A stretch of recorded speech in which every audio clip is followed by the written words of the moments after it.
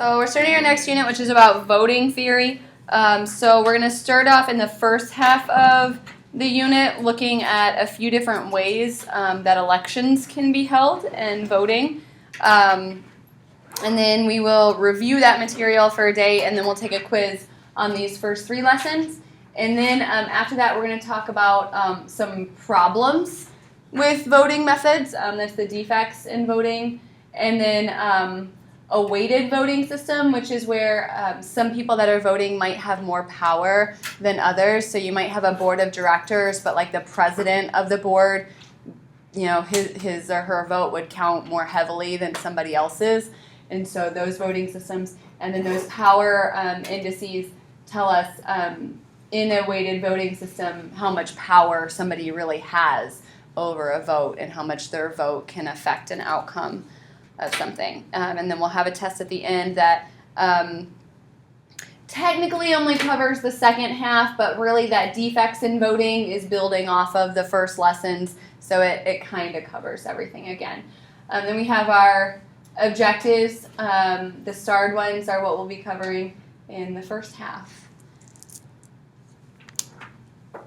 So for our first lesson today, the good news is it is very similar to what we just wrapped up in graph theory. So this lesson should be a lot of familiar stuff for us. We're going to look at digraphs, which we already talked about in graph theory, a directed graph, and tournaments, which we had a few homework problems that talked about tournaments.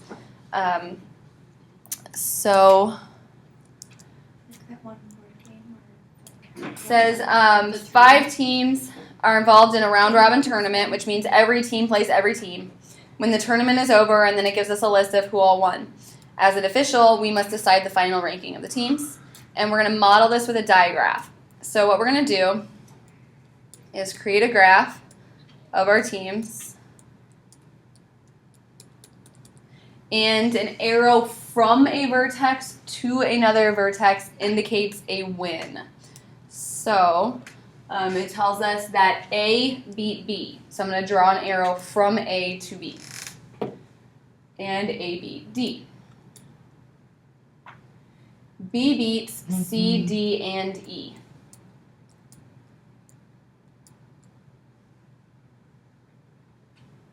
C defeated A. D defeated C.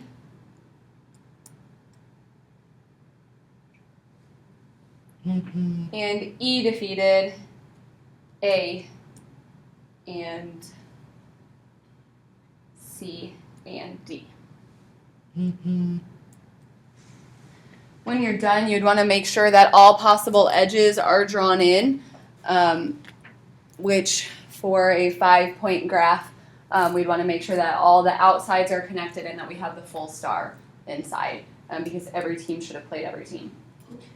So you know how you're saying that thing with like it's like the double sign or whatever with the little star and it all. I had seen this like witches show that's like new. Wait, Witches of the East End? Yeah. And it was a commercial and there was this one girl and she was like sitting in the middle of this like little star thing like praying to demons or whatever. Yeah, I don't know like why that symbol means something, but it does. I don't know. It has Channing Tatum's wife in it. It's the only reason I know what that is because it's his wife. And she's in it, and she was on TV the other night talking about it, and I was like, oh, that's the luckiest thing in the world. Huh? Was she in Ellen? All right, let's continue on. She was. I don't know. I know her name is Jenna. Girls. Sorry. Let's continue on. Sorry. The digraph is a special kind of graph where every single edge is drawn in, and what do we call that?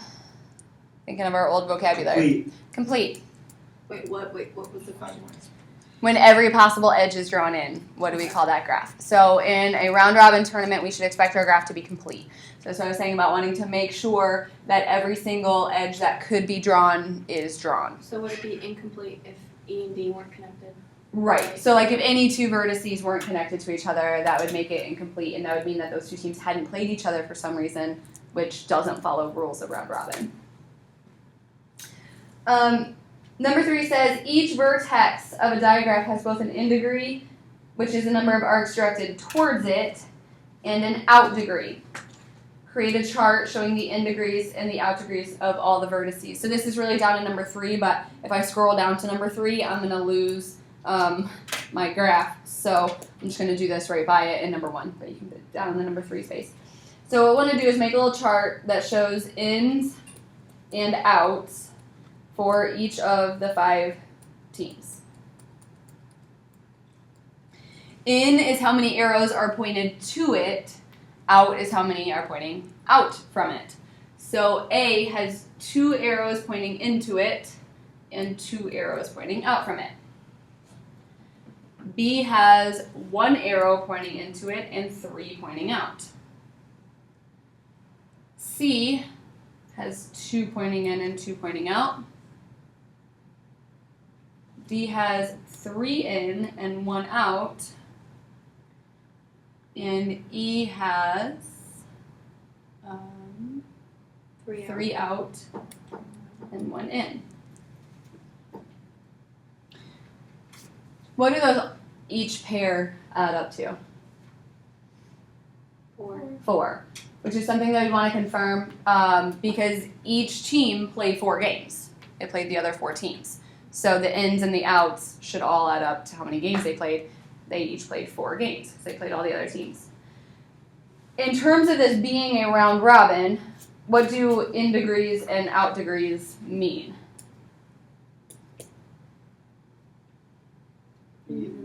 Wins and losses. The out would be a win, and the in would be a loss. So that was number 4.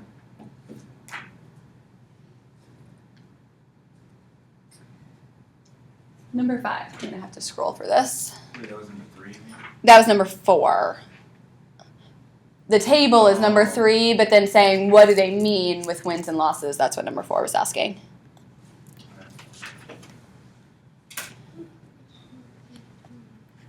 Number 5 here makes a connection to another unit for us. It says each digraph has an associated adjacency matrix. So we studied matrices. We said matrices are basically a table. So what we're going to do here is make a table. And what we're going to do is say that our froms are going to be our rows. So I'm going to have from and to.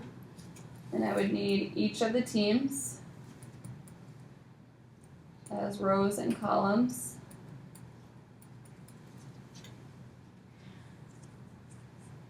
It says if there is an arc from A to B, we put a 1 there. Otherwise, we put a 0. So our only options for entries are 1s and 0s.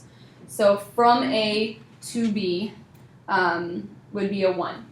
Okay, A can't go to A, so that's going to be a 0. No team plays itself in a tournament. We're not scrimmaging. So A to B, now I need my, since I erased mine off the board, I need my hand-drawn one somewhere here.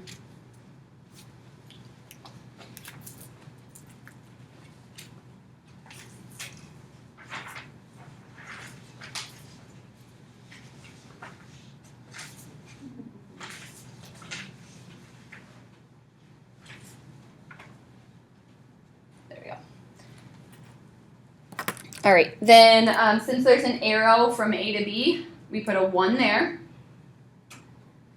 There's not an arrow going from A to C, so we put a 0 there. There is one that goes from A to D. There's not one from A to E. There's not an arrow from B to A. B can't connect to itself. There is an arrow from B to C, B to D, and B to E.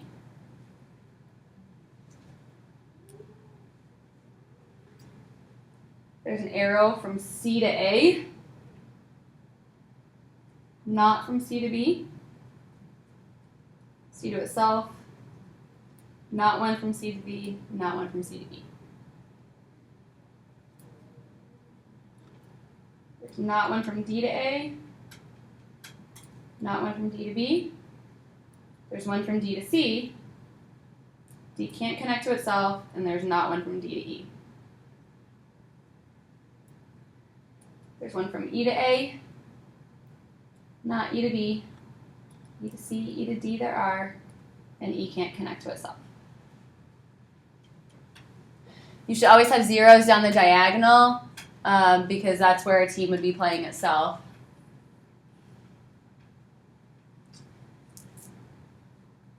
Question B says, explain how to find the in degree by looking at this. So looking back at that chart, we would see what our in degrees were, and how could we figure out where in degrees would be?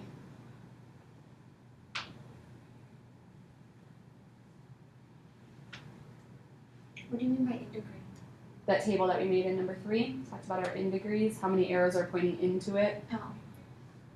So how could we find those values by looking at this? You could go down the rows or something and see how many. The rows or the columns? Down. Yeah, so down would be down the columns. So we could look at the column values. So A, if we look down the column, has 2, B has 1, C has 3, D has 3, E has 1, and that should match what our table said. So down the columns are the in degrees. So then the next question says the out degree. What would that be? Rows. The rows. So if we look across the rows, those should give us then our out degrees.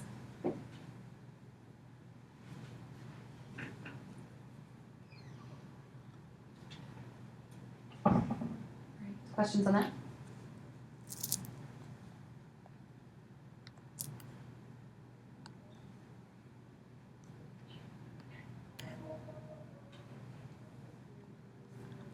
All right, the score of a vertex is the out degree because that's what matters. We're talking about wins, right? So we really care about how many wins a team has to determine its score.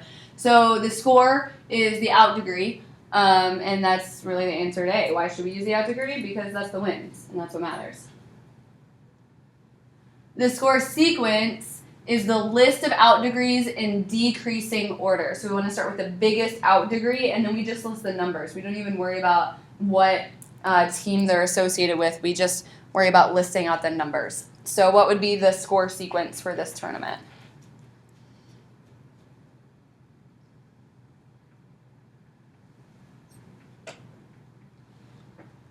So look at your out degrees from the table, and then we want to put those in numerical order. B, E. Just the numbers, not the letters. 3, 2, 2, 1, 1. 3, 3, 2, 2. Oh, just 1, 2. 1, 1. Wait, which one had 3 other than A, B? There's only 1, 2? I thought it was 3, 2, 2, 1, 1. Uh-oh, did I add something wrong? I thought it was 3, 3, 2, 2. No, there's 2 3s and In the table, there's 2 1. There's 2 2s, 2 3s, and 1 1. we're just looking at the out degrees. So wouldn't it be I can't go back to what I had written 3, 2, before. 2, out 1, 1. degree? But the out degrees Yeah, should be that A has 2 out, Yeah. B has 3 out, That's C the has three. 1 out, D has 1 out, and E has 3 out. Yeah. There's only 1 3, right? There's 2 3s. There's B two and E threes. should both have There's 3s. 2 3s, Doesn't 2 it 2s, go- and 1 1. It should make There's 2. 1, 2. There's 2 2s. Are you talking about, you're talking about 3. A? You're talking There's about only 1, 2. It's 2, 3, 1.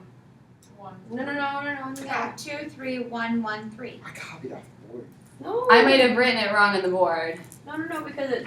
But, 0, okay, 1, so the number, 0, if we look back to the original problem, the out degree should be how many wins a team Yeah, has, there's right? 2, there's 3, there's 1, there's 2. So let's look at this again from the beginning problem. Yeah, so Let's not 2, 3. Going back to the beginning problem, it says Team A has defeated B and D. So that means A should have an out degree of 2. Team B defeated C, D, and E. So B should have an out degree of 3. Mm-hmm. C defeated A. So C has an out degree of 1.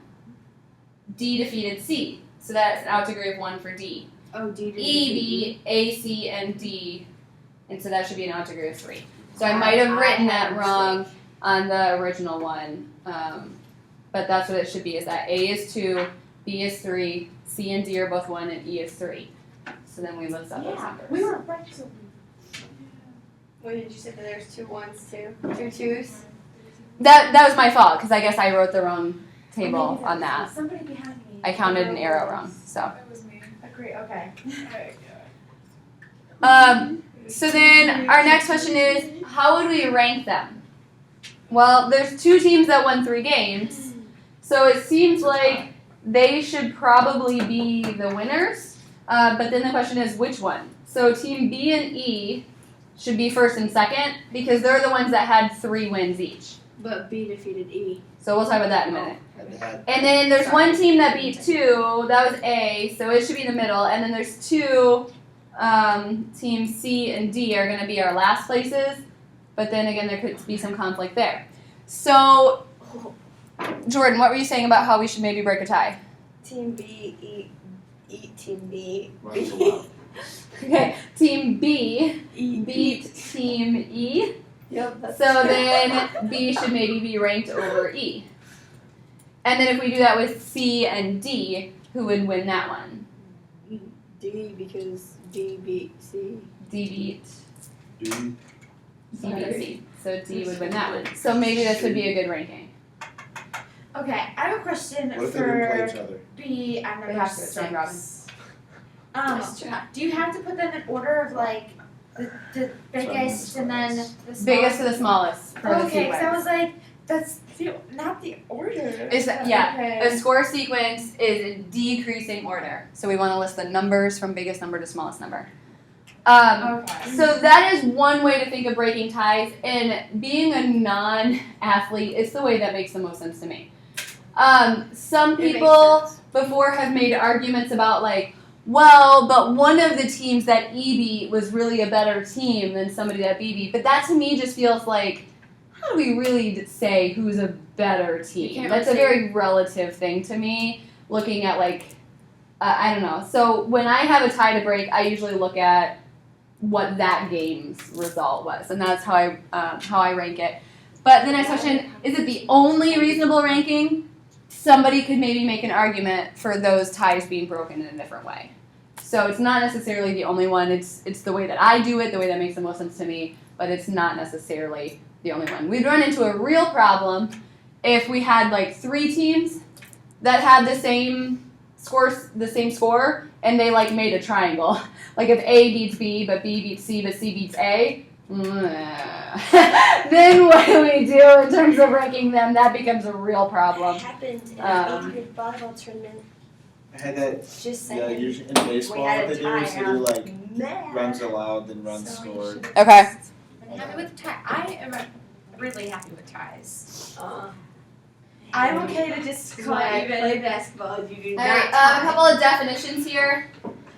A source is something that has an in degree of 0. I'd rather lose than tie. Okay? Source has an in degree of 0, which in terms of a tournament would mean what about it? If a source has an in degree of 0, what would that mean about it as a tournament? It didn't lose at all. Didn't lose at all. Won every game.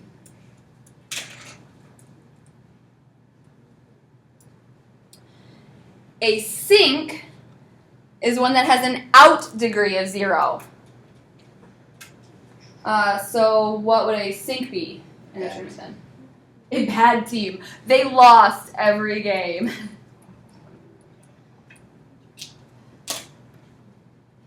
This is gonna flood again. 4 teams are involved in a round robin tournament. Sure hope so. So I got A, B, C, D. A beats B and C. D beat Oh, sorry. B and C. And then there was a bad storm, and they couldn't finish. So this turns out that it's not a complete round robin tournament. So this is our digraph. The other games weren't played, so we're not going to make the other 2 connections. How many sources are there? 2, 2. Who are they? A and D. A and D both won every game they played. How many sinks are there? 2. 2. B and There. B and C. They lost every game they played. So So we really need those other 2 games played to try to put any ranking on this, because we need to determine the tiebreaker between A and D and the tiebreaker between B and C. that's B, right? Nope, that's A. That's still A. We're talking about in A, this specific one. Now in B, assuming that a complete round robin tournament was played, so every connection is made, every single game was played, everybody played everybody, how many sources can there be? 1. Why? Because somebody has to beat everybody. There's only one person that can beat everybody. So if you had 2 people that beat everybody, one of them would have had to beat the other one. So that can't really happen. So you can only have one team that beats everybody. How many sinks can you have? You had only one, because if you had 2 people that lost to everybody, well, what happened when they played each other? They couldn't both lose. But you tie. We're assuming no ties. Okay. We'll deal with ties in a few days.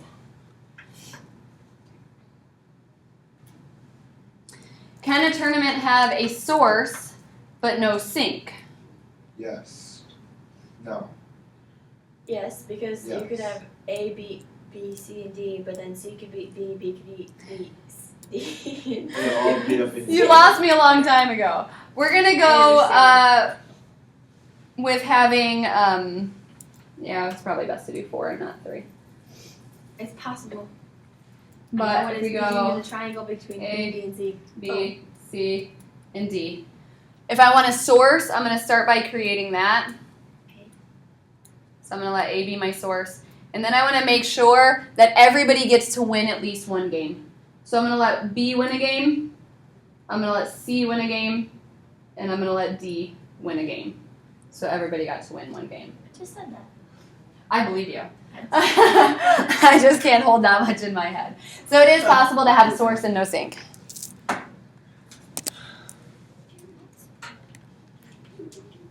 Oh, the next one's just backwards. Is it possible to have a sink but no source? Yeah, we would do it exactly backwards. So I'd make one team lose everything and then ensure that everybody else gets to win at least something. Okay. So then we'll just get past that drawing and say, yeah, it's basically the same thing. We just switch all the arrows. F, our tournament, T, the one that we started with, didn't have a source or a sink.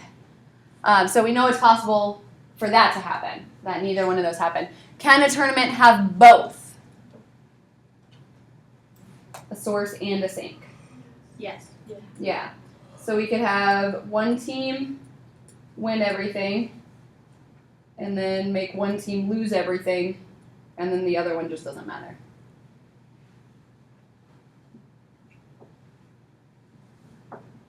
Is the homework just going to be like one of these? Pretty much. If we're looking at the adjacency matrix with all the ones and the zeros, how could we tell if we had a source or a sink?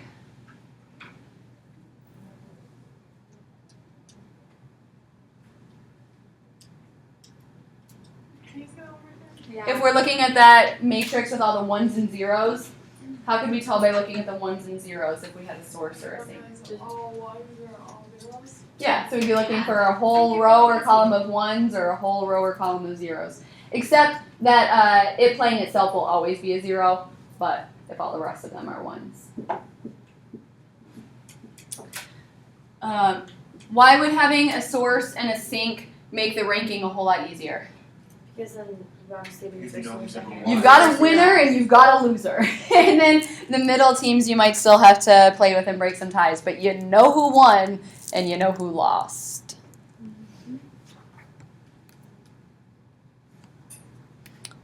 All right, and that is the end of this lesson. One other thing that I want to talk about with the score sequence. If you add up the score sequence, it should be equivalent to the number of games that are played. So, for example, our score sequence, once we got that right, fix my mistake, was 3, 3, 2, 1, 1. If I add that all up, I get 12, right? 6, 7, 8, 9, 10. Okay, that should be equivalent to the number I never promise to be good at arithmetic. In fact, I will readily admit I'm bad at arithmetic. You're a math teacher. I'm good at like geometry and calculus and algebra and graph theory, and I can't add. You know what would be awful is if like you get like you're like 20 or something and then you find out that everything we learned was like totally wrong. Oh, it's not. I promise I'm telling the truth. The easiest way to figure out the number of edges in a complete graph is to look at the degree of each of them. So they all have a degree of 4, right? And we add that all up, and that's 20. But we've actually counted each edge twice because, for example, we counted this edge as being an edge to both of them. So we'd want to divide that by 2, and that tells us there should be 10 edges in there. Okay. So so then the score sequence should add up to that number. So some of your homework problems are going to ask you to either, given a score sequence, draw a graph that represents that, or say it's not possible. This is the first thing I would check. Does it add up to the right thing? Because if it doesn't add up to the right thing, it's not going to be possible, and why waste your time with a whole lot of trial and error and trying to make it work, because it's not going to work. So if you have a graph that has 6 vertices in it, or there were 6 teams in the tournament, how many connections will they all have? 5, because they have to connect to everybody except for themselves. And there are 6 of them, so 6 times 5 is 30, but we're counting them twice. So for a tournament of 6 teams, 15 games have to be played. Okay, and that's what it is in your homework, that the score sequences are for tournaments of 6. So you'd want to make sure that that score sequence adds up to 15. If it doesn't add up to 15, it's not possible. If it adds up to 15, it might be possible, and you just kind of have to do some guess and check to try to make it work. So we can just look at like the number of teams, and if the out thing doesn't work, then it doesn't work. So we'd look at the number of teams and determine how many edges there should be. So if there's 5 teams, we should end up with 10 edges. If there's 6 teams, we should end up with 15 edges. And we'd want to make sure that the score sequence added up to that. And if it adds up to anything else, it just doesn't work. Right.